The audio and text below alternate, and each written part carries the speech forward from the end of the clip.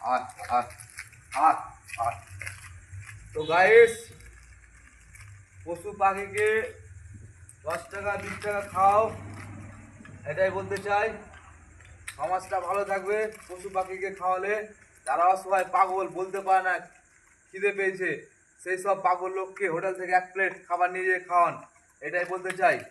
বলতে পারে না, সেন্স নাই পাগল, তো ওই সব লোক লাগে 50-100 টাকা খাওয়ান, এটাই বলতে চাই। আর পশু পাখি এরা খুব খাবার খাওয়ান, এরা বলতে পারে না, এদের খিদে পায়, ভালো মন্দ খাওয়াতে ইচ্ছা করে, আমরা তো মানুষ, কেটে খাওয়াতে পারি। সেজন্য বলছি অ্যানিমাল লাভার আমি। অসহায় প্রাণীদের 50, 100, 10, 5 যেটুকুনটা সামর্থ্য ওটুকুনটা খাও, এটাই বলতে চাই। এ দেখো খেতে পেলো কত তো, ওখানে থাকে এখানে এলো খেতে পাওয়ার জন্য, বুঝতে পারছো তো? এই এলাকা ভয় আসে না, এখানে অন্য কুকুর থাকে, বুঝতে পারছো তো?